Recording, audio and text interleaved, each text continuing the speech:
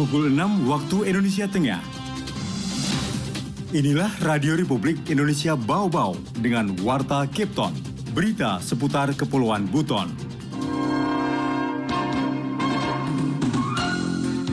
Target Buton ya tentu sebagai yang terbaik, juara ya, tentu juara sebagai tuan rumah, tentu kita berupaya untuk menjadi tuan rumah yang terbaik dan sukses dalam penyelenggaraan.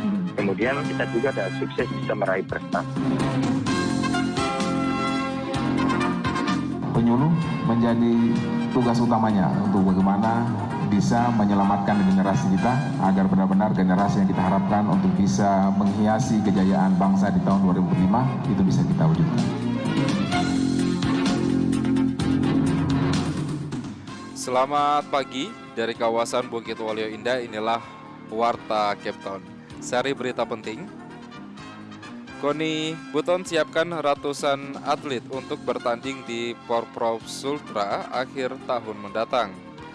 Penyuluh agama Islam berperan menyiapkan generasi bangsa menyongsong Indonesia Emas 2024. Inilah Warta Cape Town selengkapnya hari ini Senin 1 Agustus 2022 bersama saya Laude Muhammad Syahribol.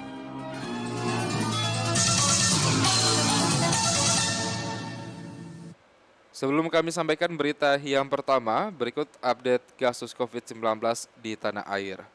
Pemerintah mencatat ada 4.205 kasus baru COVID-19 yang ditemukan Minggu 31 Juli 2022.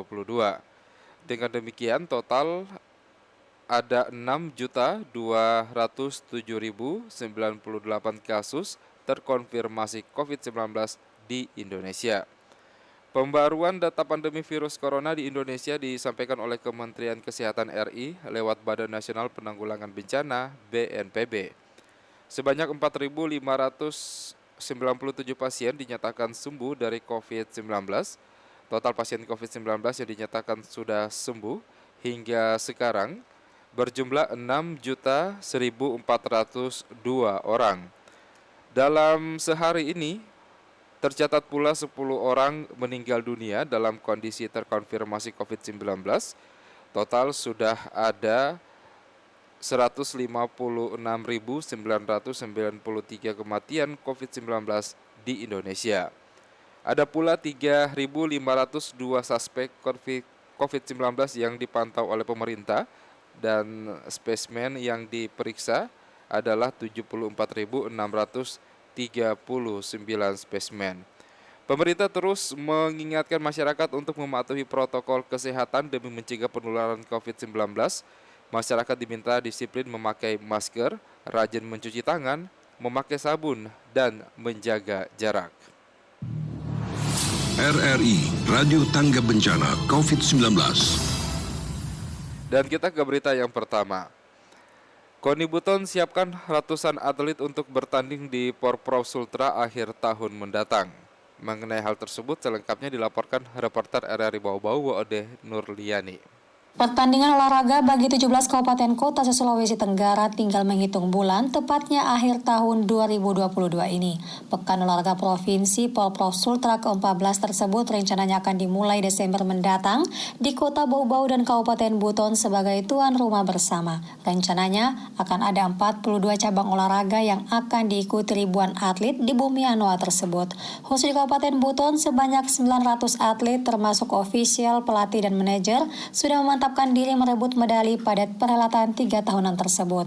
Ketua KONI Buton LM Syamsir Siri Ikrami menyebutkan, sejak April pihaknya telah mengadakan perekrutan atlet sekaligus seleksi guna bertanding menghadapi berbagai pesaing dari kabupaten kota se-Sultra. Ya tentu kita terus sepakat target Buton ya tentu sebagai yang terbaik, juara ya, tentu juara sebagai tuan rumah, tentu kita berupaya untuk menjadi tuan rumah yang terbaik dan sukses dalam penyelenggaraan. Kemudian kita juga ada sukses bisa meraih prestasi. Insya Allah lah harapan itu bisa terpenuhi dengan sebaik-baiknya. Lanjut Samsuri, Kabupaten Buton juga bakal mengikuti seluruh cabang lomba yang akan dipertandingkan termasuk golf yang lokasinya di Kota Kendari. Sejauh ini pihaknya telah siap bertanding, tersisa beberapa cabang olahraga saja seperti bola yang belum menuntaskan penyeleksian atlet terbaiknya karena terkendala kepengurusan. Dirinya berharap selain sukses penyelenggaraan sebagai tuan rumah bersama Bau-Bau, atlet kebanggaan Buton juga bisa mendulang prestasi. Ada Adapun cabang olahraga unggulan Buton yakni dayung, bela diri, voli dan catur. Wada Nurliani, reporter Bau-Bau, melaporkan. Anda sedang mendengarkan Warta Kepton, berita seputar Kepulauan Buton. Kita ke berita lainnya. Penyuluh agama Islam berperan menyiapkan generasi bangsa menyongsong Indonesia Emas 2024. Dan selengkapnya dilaporkan reporter RRI Bau-Bau, Hairul Mulko. Ini semua adalah hama untuk kemajuan bangsa. Dan dari teman-teman kita, Penyuluh agama Islam (PAI) memiliki peran penting dalam membimbing generasi bangsa yang taat beragama, cerdas, rukun, sejahtera lahir dan batin dalam menyongsong era keemasan bangsa di tahun 2045. Hal itu diungkapkan Wali Kota Bau-Bau Laude Ahmad Monianse sesaat setelah mengukuhkan Forum Komunikasi Penyuluh Agama Islam (FKPAI) Kota Bau-Bau yang bersamaan dengan peringatan Tahun Baru Islam 1 Muharram 1444 Hijriah. Ahmad Monianse mengakui hal itu merupakan tugas yang berat dan tantangan yang tidak mudah untuk dicapai, sehingga harus bahu-membahu bersama elemen bangsa yang lain. Kondisi saat ini, kata Monianse, tumbuh kembang generasi bangsa yang beriringan dengan perkembangan zaman, banyak terdapat hama dan racun generasi yang harus dilawan bersama. Masalah narkoba, kekerasan fisik maupun seksual, beredarnya faham-faham radikalisme yang akan menghancurkan tatanan bangsa dan bernegara. ini semua adalah hama untuk kemajuan bangsa. Dan dari teman-teman kita, penyuluh menjadi tugas utamanya untuk bagaimana bisa menyelamatkan generasi kita agar benar-benar generasi yang kita harapkan untuk bisa menghiasi kejayaan bangsa di tahun 2005 itu bisa kita wujudkan.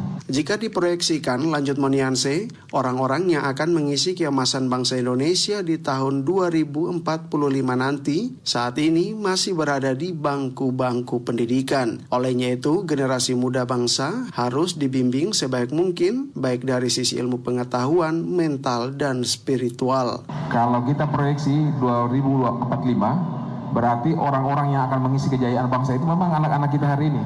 Jadi kalau kita salah mengurus mereka, berarti kita tidak mempersiapkan bangsa kita menjadi bangsa yang kuat di zamannya nanti, masanya nanti. Inilah tantangan besar kita.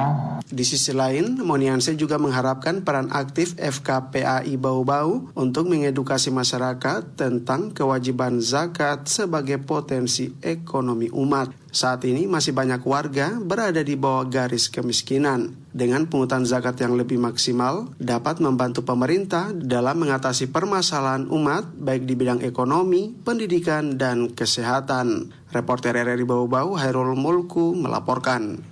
Dan kita ke berita yang terakhir. UPTD PPA Kabupaten Buton terima 3 laporan kekerasan asusila terhadap anak selama 7 bulan terakhir. Dan selengkapnya mengenai hal tersebut dilaporkan kembali reporter RRI Bau-Bau Wade Nurliani.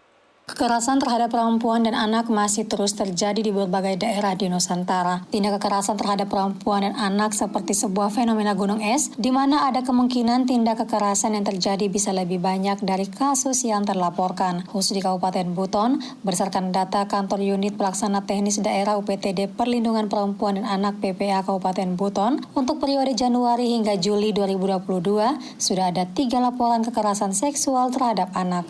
Kepala UPTD PPA Kabupaten Buton, Nerayani, mengungkapkan mirisnya kekerasan yang terjadi adalah tindakan asusila, yakni kasus pencabulan terhadap anak di bawah umur yang pelakunya adalah tetangga, pacar, dan perkenalan lewat media sosial Facebook. Adanya UPTD dan fungsinya UPTD padahal sangat penting sekali UPTD ini. Iya. Layanan apa saja diberikan, Bu? Layanan itu aduan korban, pendampingan kasus sampai di tingkat kejaksaan sampai tahap akhir putusan pengadilan itu didampingi itu, termasuk layanan pendampingan psikolog korban. Itu untuk kasus anak. Kami pun menangani kasus KDRT juga, Bu.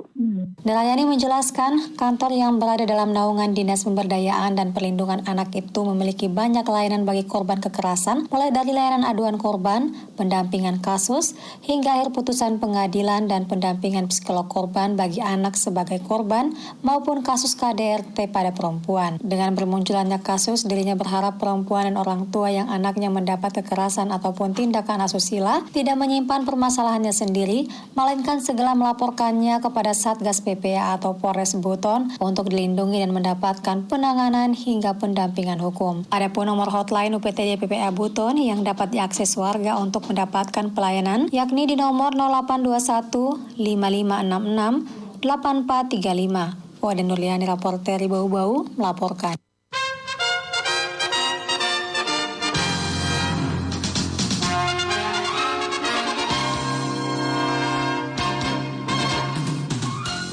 Demikian penyampaian Warta Kepton pagi hari ini, dan sebelum berpisah kembali kami sampaikan pokok-pokok berita. KONI Buton siapkan ratusan atlet untuk bertanding di Porprov Sultra akhir tahun mendatang. Penyuluh agama Islam berperan menyiapkan generasi bangsa menyongsong Indonesia Emas 2024. Mewakili kerabat kerja yang bertugas, saya Laude Muhammad Syahribul mengucapkan terima kasih, selamat beraktivitas, dan sampai jumpa.